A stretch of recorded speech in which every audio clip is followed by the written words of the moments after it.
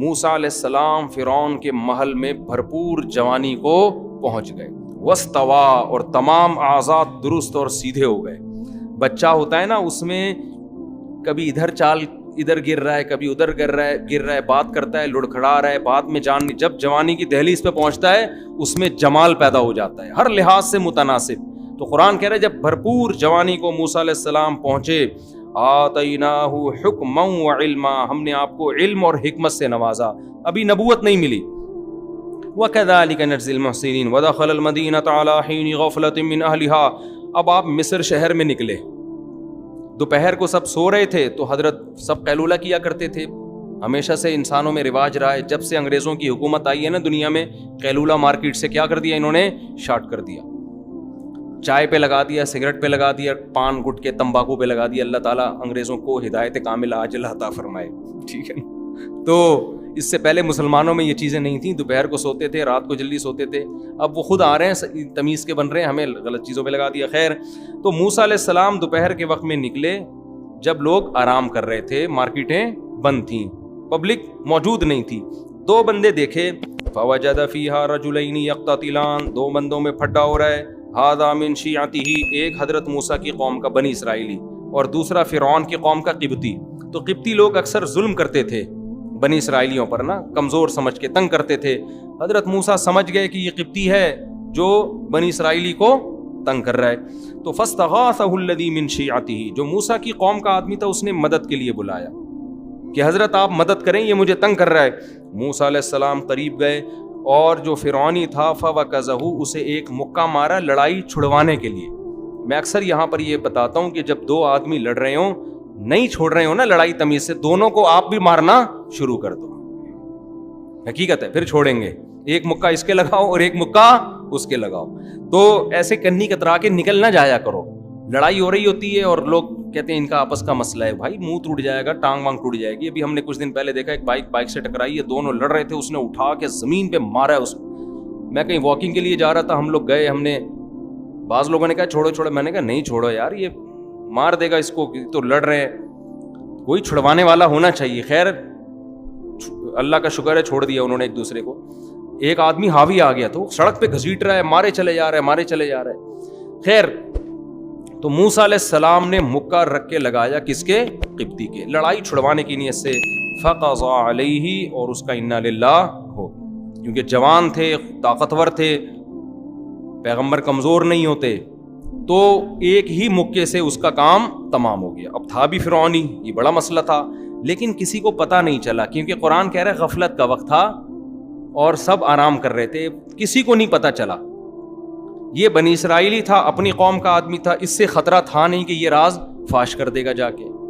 تو قال ھذا من عمل الشیطان، حضرت موسیٰ نے کہے تو شیطان کا عمل ہو گیا، شیطان تو بڑا گھوم رہا ہے. پھر اللہ سے دعا مانگی، اللہ میرے اس غلطی کو معاف کر دے، میں نے جان کر قتل نہیں کیا.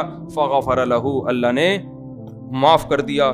پھر موسیٰ علیہ السلام نے کہا اللہ تو نے مجھ پر انعام کیا، میں آئندہ کبھی کسی ظالم کا مددگار نہیں بنوں گا. اگلے دن موسیٰ علیہ السلام شہر میں نکلے ہیں، مصر شہر میں، خوف زدہ ہو کے کہ چونکہ لاش جب ملے گی تو فرعون انکوائری کرے گا ہماری قوم کا بندہ مارا کس نے. جب پتہ چلے گا میں نے تو پھر وہ مجھے زندہ نہیں چھوڑے گا. کیونکہ فرعون کو جب بعد میں پتہ چل گیا بنی اسرائیل کے ہیں تو ویسے ہی وہ حسد کرتا تھا اور نقصان پہنچانے کی کوشش کرتا تھا. لیکن کیا ہے کہ آرام سے جا رہے تھے، پتہ ہی نہیں چلا کسی کو کس نے مارا ہے. فَإِذَا الَّذِي اسْتَنصَرَهُ بِالْأَمْسِ يَسْتَصْرِخُهُ، اچانک نظر پڑی کہ جو آپ کی قوم کا آدمی جس کا کل کسی قبطی سے پھڈا ہو رہا تھا آج کسی دوسرے بندے سے پھڈا ہو رہا ہے اور موسیٰ علیہ السلام کو مدد کے لیے پکار رہا ہے، آ جائیں بھائی. ٹھیک ہے نا. حضرت موسیٰ علیہ السلام نے ارادہ کیا میں اس کی مدد تو کرتا ہوں لیکن اس کو تھوڑی تنبیہ تو کروں نا کہ تو روزانہ ہی پھڈے کر رہا ہوتا ہے. تو حضرت موسیٰ نے کہا انک لغوی مبین، تو کھلی غلطی پر ہے، کل بھی جھگڑ رہا تھا آج بھی جھگڑ رہا ہے.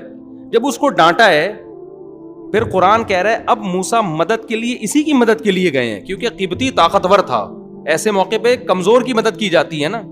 لیکن اپنی قوم کا آدمی یہ سمجھا کہ مجھے ڈانٹا ہے تو شاید اب یہ مجھے مارنے آ رہے ہیں، وہ ڈانٹ سے یہ غلط سمجھ بیٹھا. سمجھ رہے ہیں بھائی، مدد تو حضرت موسیٰ نے اسی کی کرنی تھی، لیکن اس کو پہلے ڈانٹ لگا دی کہ تو نالائق، تو روزانہ لڑتا ہے. اب قرآن کہہ رہا ہے ارادہ کیا حضرت موسیٰ نے کہ فرعونی قبطی کو پکڑیں، جا کے گریبان سے پکڑیں، اس کو ہٹائیں. اتنی اسپیڈ سے آگے گئے ہیں کہ یہ سمجھا کہ اس دفعہ چانٹا کس کے پڑے گا؟ میرے پڑے گا. تو یہ نالائق جو ہے اس نے راز فاش کر دیا موسیٰ علیہ السلام کا. اس کو چاہیے تھا نا تھوڑا کنٹرول کرتا یار، بھاگ جاتا وہاں سے. قتل کا پتہ چل تمہاری مدد میں بندہ مارا ہے تو تم چپ تو رہو کم از کم. کتنا نالائق تھا نا بنی اسرائیلی. تو اس نے کیا کہا؟ یا موسیٰ ترید ان تقتلنی، اے موسیٰ آپ مجھے قتل کرنا چاہتے ہو؟ کما قتلت نفسا بالامس، جیسے کل آپ نے بندہ مارا ہے. کل ایک بندہ آپ نے مار دیا، مجھے لگتا ہے آج آپ مجھے مارنا چاہتے ہو. وما ان ترید الا ان تکون جبارا فی الارض، آپ زمین میں اپنا روب دبدبہ قائم کرنا چاہتے ہو. وما ترید ان تکون من المصلحین، اصلاح نہیں چاہتے. آپ کو میں مدد کے لیے بلا رہا ہوں تو چھڑوا کے چلے جاؤ، آپ بندے ہی مارنا آپ نے شروع کر دیے. تو آپ کی نیت اصلاح کی نہیں ہے. اب بات ایک دم لیک آؤٹ ہو گئی نا جب شور مچایا اس نے. اس کو پتا چل گیا اچھا بھائی کل بندہ انہوں نے مارا تھا. فرعون تک بات پہنچی. فرعون کے درباریوں میں مشورہ ہوا کہ بہترین موقع ہے موسیٰ کو قتل کرنے کا، کیونکہ تو ویسے ہی پریشان تھے نا کہ یہ بات میں ثابت ہو گیا تھا بنی اسرائیل کے. اب بہترین موقع ہے. ہر جگہ اچھے لوگ بھی ہوتے ہیں. فرعون ہی کے دربار میں ایک شخص تھا جس کی ہمدردیاں کس کے ساتھ تھیں؟ موسیٰ علیہ السلام کے ساتھ. جیسے فرعون کی بیوی کی ہمدردیاں کس کے ساتھ تھیں؟ حضرت موسیٰ. وہ دیکھ رہی تھی نا کہ کتنا صالح نوجوان ہے یہ. جو نیک اور پرہیزگار لوگ ہوتے ہیں وہ لوگوں کے دلوں میں گھر بنا لیتے ہیں. تو فرعون ہی کے محل میں حضرت موسیٰ کے بہت سے حامی پیدا ہو گئے تھے.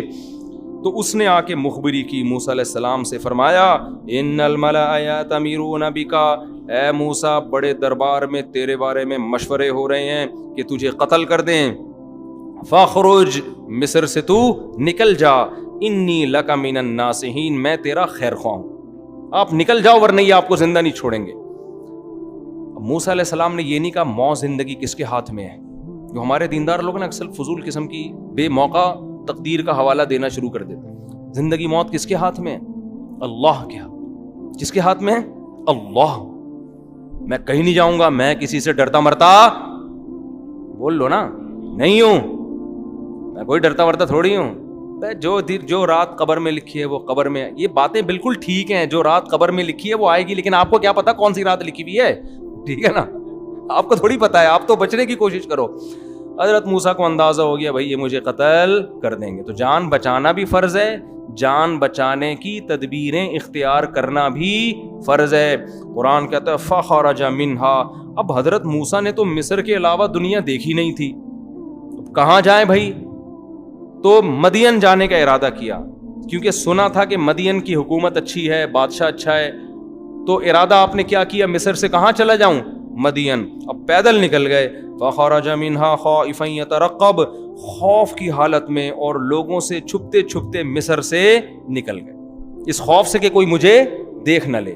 تو خوف بھی ہو سکتا ہے پیغمبروں کے دل میں، یہ سب چیزیں نیچرل ہیں. اگر آپ کے کوئی قتل کی کوشش کر رہا ہے اور آپ کی ٹانگیں کانپنا شروع کر دیں تو یہ اس کی علامت نہیں ہے کہ آپ بے دین ہیں، یہ نیچرل ہے. سمجھ رہے ہو یہ کیا ہے؟ ایک دفعہ میں نے یوٹیوب پہ ویڈیو دیکھی، زلزلہ آیا ہے، سب لوگ ڈر سے بھاگ رہے ہیں، امام صاحب کھڑے ہوئے ہیں، زبردست. پتہ نہیں اندر سے کانپیں کتنی ٹانگ رہی ہوں گی ان کی، واللہ عالم. کسی نے کہا دیکھو امام صاحب کا ایمان دیکھو. میں نے کہا ایمان نہیں ہے، پاگل آدمی ہے، اللہ معاف فرمائے، اسے کہنا نہیں چاہیے امام کو. چھت وت گرے گی، زمین میں پھٹپٹا جائے گی. تو جب زمین ہلے، تراویح ہو رہی ہو، تہجد ہو رہی ہو، فوراً کیا کرو؟ بولو بھاگ جاؤ. تو یہ کوئی ایمان کی علامت نہیں ہے. زندگی بچاؤ. حدیث میں آتا ہے نماز کے دوران سانپ نکل آئے نا، سانپ کو مار دو جا کے. یہ نہیں کہ خشوع و خضوع سے میں چونکہ نماز پڑھ رہا ہوں، میں اللہ کے دربار میں ہوں، میں سانپ سے نہیں ڈرتا. تو نماز پڑھ رہا ہے یہ تجھے پتا ہے، اللہ کو پتا ہے، سانپ کو نہیں پتا. یہ وہ اپنا کام کرے گا. تو اس لیے قرآن کہتا ہے کہ موسیٰ علیہ السلام خوف زدہ بھی تھے کہ کہیں کوئی دیکھ نہ لے. یترقب، دیکھتے بھی پھر رہے تھے، چھپتے بھی پھر رہے تھے، اور اسی حال میں آپ نے مصر کو چھوڑ دیا. قال ربی نجینی، اور اللہ سے دعا مانگی اے اللہ ان ظالموں سے مجھے نجات دے دے. ظالم کیوں؟ اس لیے کہ قتل خطا میں قتل کی سزا نہیں ہے. کچھ غلطی سے بندہ مار دے تو آپ جا رہے ہو گاڑی میں, اچانک کوئی سامنے آ گیا, مر گیا, یہ تھوڑی کہ آپ کو پھانسی کے پھندے پہ لٹکا دو, یہ تو ظلم ہے نا, یہ تو خالصتاً ظلم ہے. وَلَمَّا تَوَجَّهَ تِلْقَاءَ مَدْيَنَ, پھر مدین کی طرف رخ کیا اور کہا عَسَىٰ رَبِّي أَن يَهْدِيَنِي سَوَاءَ السَّبِيلِ, مجھے اپنے رب سے امید ہے وہ مجھے سیدھا راستہ دکھا دے گا. راستہ مجھے معلوم نہیں ہے لیکن اور کوئی آپشن نہیں ہے, چلو بس مصر مدین کی طرف رخ کر کے نکلتے ہیں, اللہ مدد کرے گا.